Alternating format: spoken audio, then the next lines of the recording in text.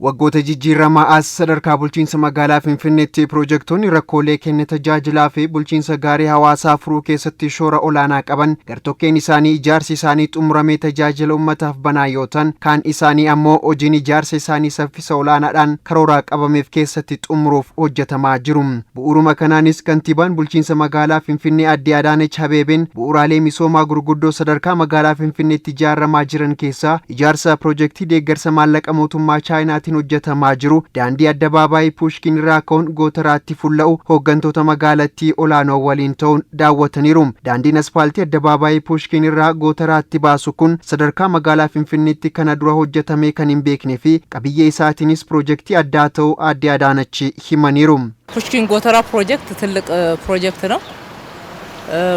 ቄራ አካባቢ የነበረውን የትራፊክ መጨናነቅ Projektiin daandii Pushkinii hanga Gootaraa ga'u projektii guddaadha. Dhiphina tiraafikaa naannoo Qeeraatti mul'atuu fi naannichatti kanaan dura ture furuuf projektii gargaaruudhas. Projektii kana projektii guddaa ta'uusaa qofaa osoo hin taane qabiyyee isaatiin kan adda ta'edha. Projektiin akkanaa kun akka biyyaatti akka magaalaa Finfinneettis ijaaramee hin beeku. Daandichi baay'ee bal'aa kan ta'ee fi kophaatti daandii saayikilii qabuu fi daandii adeemsa lafoo of keessaa kan qabudha. Kana hundaa walitti yeroo daballu daandiin kun qabiyyeen isaa addadha.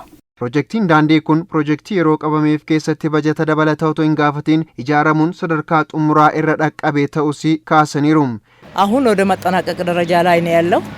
ከሁሉ በላይ እንደዚህ አይነት አዲስ በአይነቱ አዲስ የሆነ የመንገድ ፕሮጀክት ሀገራችን ላይ ስንገነባ የመጀመሪያ ሆኖ በወቅቱ በታቀደለት ጊዜ amma sadarkaa xumuraa irratti argama. Hunda caalaa garuu piroojektii daandii akkanaa adda ta'ee biyya keenya irratti gaafa ijaaramu wanti adda isa godhu yeroo qabameef keessatti otoo yeroo dabalataa fi baasii dabalataa hin gaafatin piroojektii ijaarame ta'uusaati. Dabalataan tajaajilaaf amma banaa ta'eera.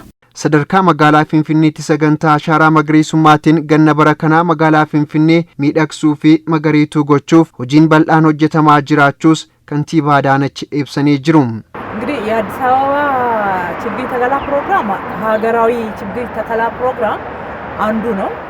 Dhaabbiin biqiltuu magaalaa Finfinnee sagantaa dhaabbii biqiltuu biyyaalessaa keessaa isa tokkodha. Haa ta'u malee akkaataan dhaabbii isaa amala adda ta'e qaba. Tokkoffaa magaalaa Finfinnee keessatti biqilaa baay'ee dhaabna. Magaalaa Finfinnee keessatti gamoowwan babbareedoo ijaaramaa jiru. Garuu immoo gamoo qofti magaalaa bareechuu hin danda'u waan ta'eef gama magariisummaatiinis hojiin nu hafa. Magaalota Afrikaa garaagaraa yommuu ilaallu baay'een isaanii bosona fakkaatu. Magaalaa keenya ijaarsaan guutuu hin qabnu. Qilleensa qabbanaa argachuu qaba. Magaalattii keessatti kanaan dura iddoolee misooma magariisummaatii fi namootaaf kennine hunda gara iddoolee dhaabbii biqiltuu magariisummaatti gedderaa jirra.